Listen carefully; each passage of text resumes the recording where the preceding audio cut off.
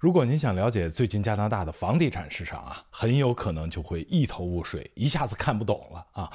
但是呢，这并非是您一个人的感受。那么当前呢，几乎是所有人都面临着同样的一个困惑。那么一边是新闻标题还在报道某些地区的这个房价呀是小幅上涨，而另外一边呢，我们身边越来越多的人开始悄悄地说房价正在真实的下跌。加拿大的房地产市场到底是繁荣还是萧条？那么现在究竟是买房还是卖房的好时机？事实是对这些问题已经无法再用一个统一的答案来回答啊。但是有一点呢，我们可以越来越确定地说，那个水涨船高、靠低利率来推动所有地区房价普涨的时代呢，已经是彻底终结了。我们在2025年所看到的呢，不是一次简单的市场回调，而是一场剧烈的结构性的一个分化啊。加拿大的房地产市场呢，已经是分裂成了两个截然不同的平行世界。一边呢是加拿大最重要的两个经济引擎，也就是安大略省和 BC 省。那么这两个地方的市场呢，特别是多伦多跟温哥华周边啊，正处于深度的一个冰冻期啊，并且寒意呢还在不断的加深。他们已经成为业内人所说的教科书级别的一个买方市场。而在另外一边啊，是草原省份、魁北克省和大西洋省份。这些地方的市场呢，是继续呈现一个惊人的韧性，稳步前行，仿佛呢跟安省和 BC 省是处于两个不同的国家。这已经不仅仅是利率的故事了，更是一个关于住房负担能力、创纪录的待售库存、持续低迷的消费者信心，以及一项颠覆游戏规则的联邦移民政策共同所交织出的一个复杂的故事。这些因素加在一起啊，正是对加拿大整体房地产市场进行的一次彻底的重塑。今天啊，就让我们来通过最新的市场数据，探讨这场巨大的区域分化为何愈演愈烈啊，并找出究竟是什么在拉低多伦多和温哥华的房价。最后呢，我们再来展望2026年的一个市场走向，以及这一切对于消费者啊，无论您是一个焦虑的房主，一个充满希望的首次购房者，还是一个谨慎的投资者，后面到底要如何选择？我们先来看加拿大房地产协会 CREA 发布的2025年9月份的一个月度报告啊。根据 CREA 的数据呢，全国9月份的房屋销量环比是下跌了 1.9%， 与去年同期相比呢是下跌了 4.5%。那么显示出呢，买家活动在秋季市场开启时呢，依然是非常的疲软。我们再来看平均售价9月份全国的平均售价为662103加元啊，比去年同期呢是微涨了 1.5%。然而正如我们一直强调的，这个数字因为少数的高端住宅的成交呢而被扭曲，并不能反映普通房屋的一个真实的一个价值变化。我们再来看另外一个指数MLS 房价指数，这个更科学的指数呢是揭示了真相。数据显示全国范围内的房屋价格与去年同期相比呢，实际上是下跌了 3.5%。那么这也证实了价格下行的压力是真实并且普遍存在的。这个呢才是关键所在，市场呢正在以一个更低的价格点来寻找平衡，卖家呢正在进一步的下调预期，以迎合购买力有限的买家。而与此同时待售房屋的数量正在持续积压。9月份市场上待售的房屋总库存呢，是比去年同期激增了超过 10%， 全国的库存量呢已经是攀升至 4.5 个月市场的供需天平呢已经明显的向买方来倾斜。而如果我们只看到全国的平均数据呢，您可能就会完全错过今天加拿大房地产市场最核心的一个动态，也就是市场的两极分化正在加剧。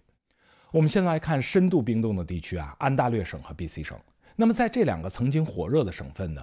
热火朝天的派对已经结束了现在连灯光都已经熄灭。那么待售房屋的泛滥呢，让卖家是陷入了一个囚徒困境竞相降价，将主动权是交给了买家。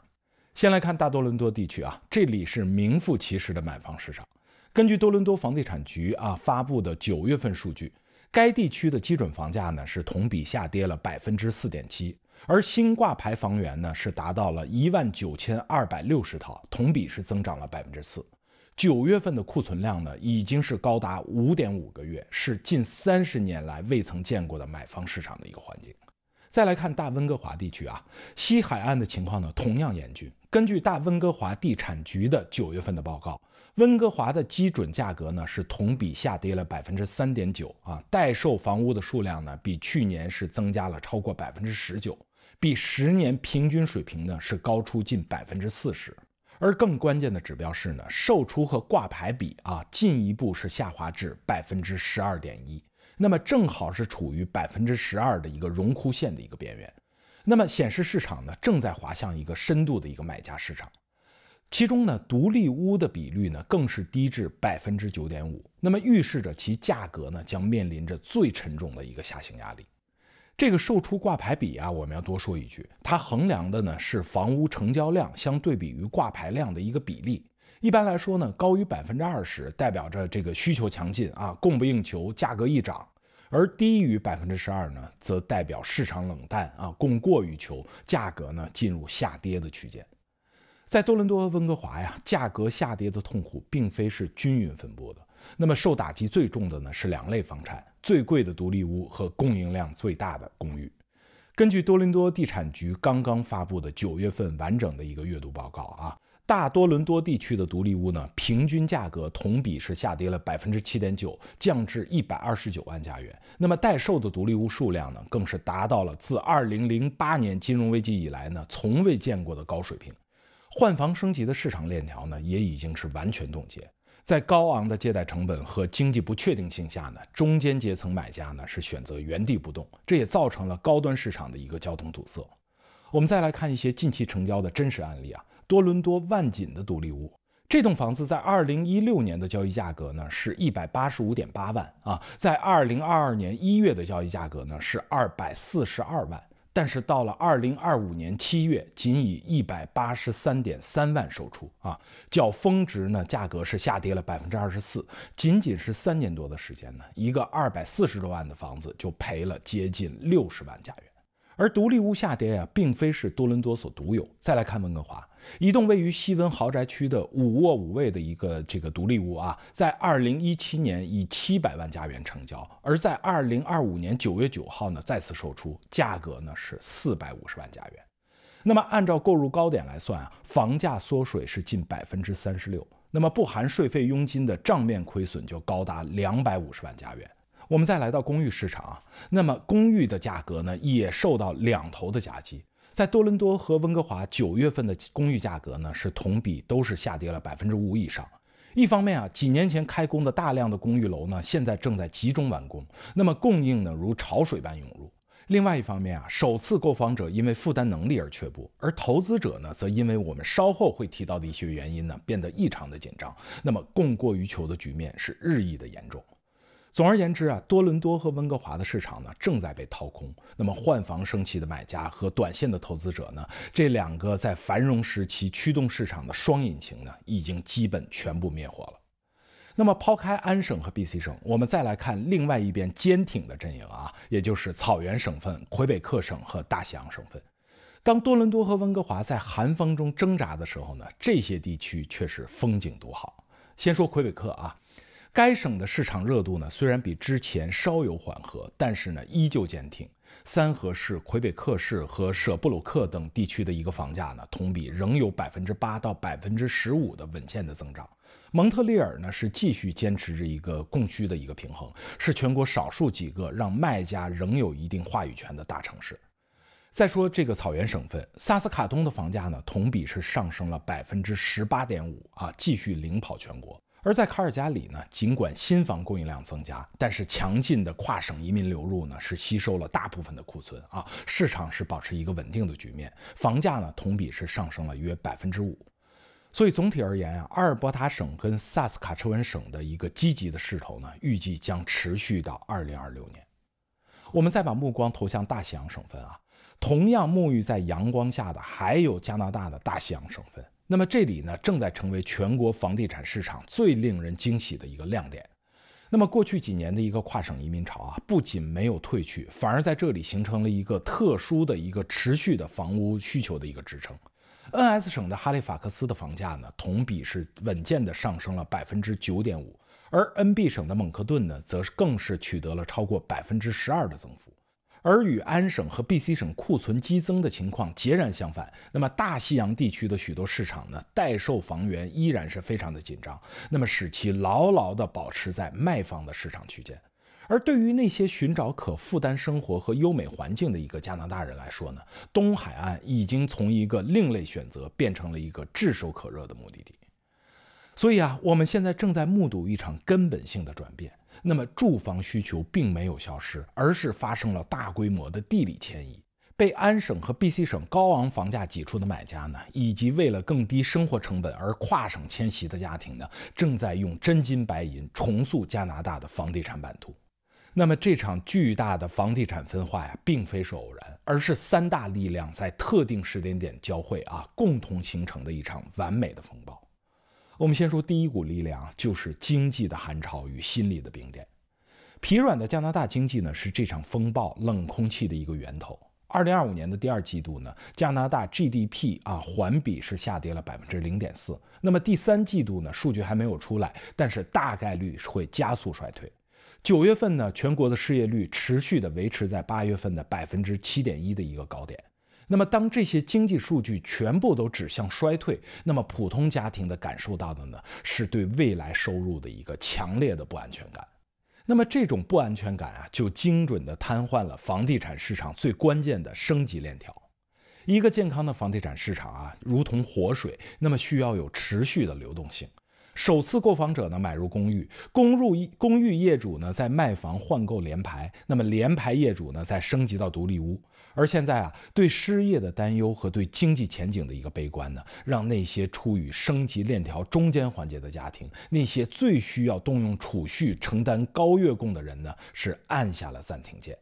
他们不敢动，也不想动，也动不了。那么这种中间层冻结的一个效应呢，也导致了高端独立屋市场的一个断崖式的下跌，而入门的公寓市场呢，则失去了承接的买家，那么整个市场的流动性呢，是陷入停滞。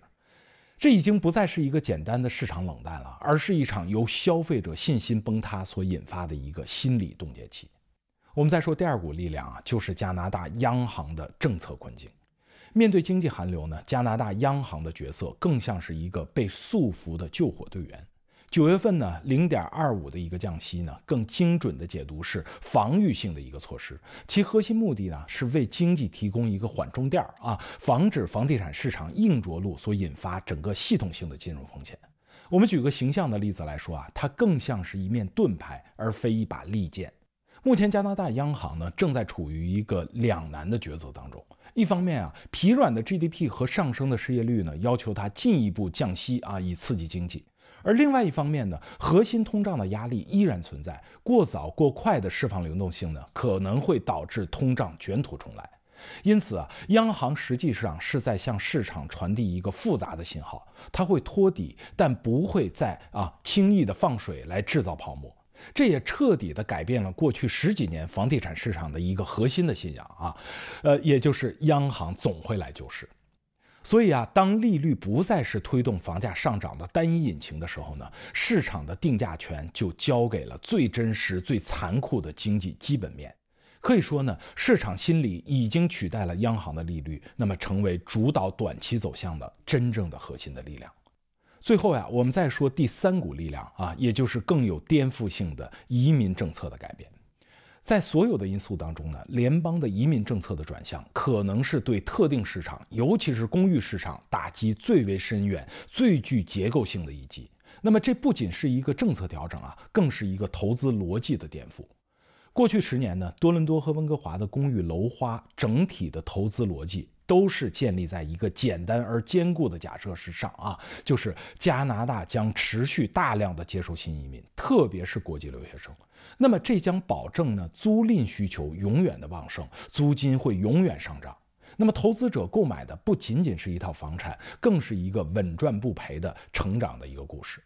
而加拿大联邦政府大幅削减临时居民，特别是国际留学生的政策呢，用一把大锤精准地砸碎了这个投资故事的一个基石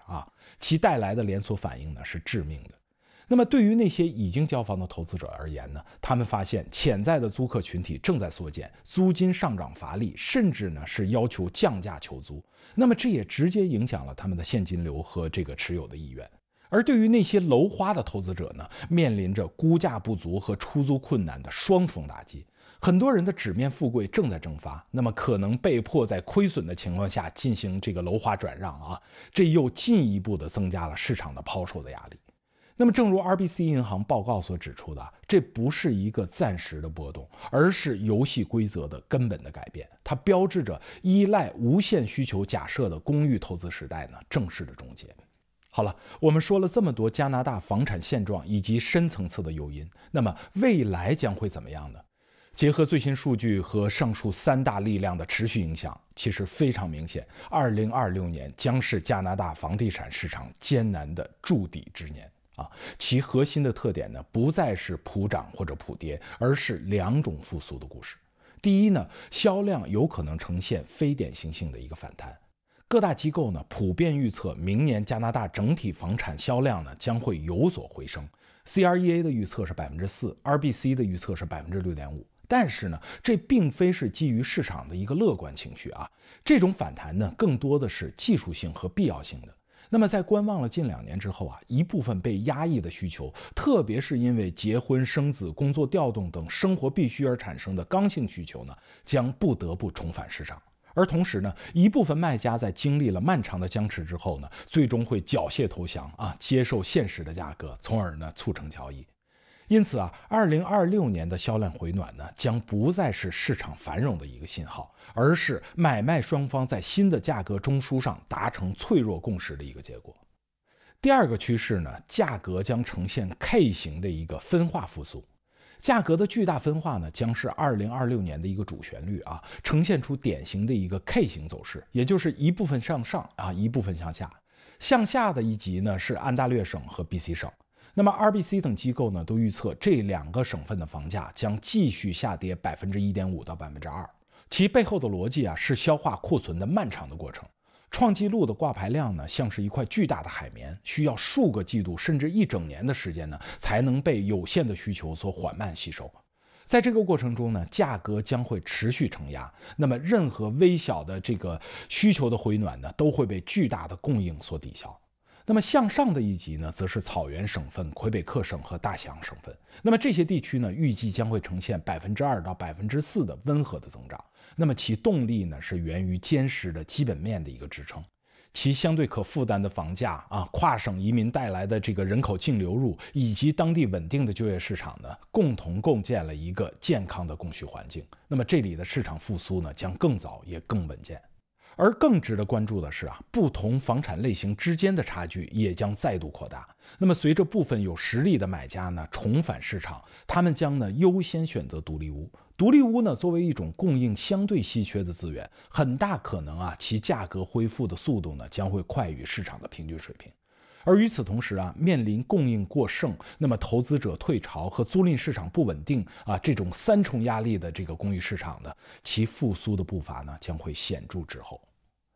好，我们最后总结啊，加拿大房地产市场呢正在经历一场深刻的去泡沫化和价值重构。那么这不仅是一个行业周期的结束啊，更是一个经济时代的转折点。那个依靠房贷和资产升值，闭着眼睛买房，人人都能够成为投资天才的时代呢，已经一去不复返了。我们正在进入一个由地方基本面所主导啊，考验真实经济活力的一个常识回归的时代。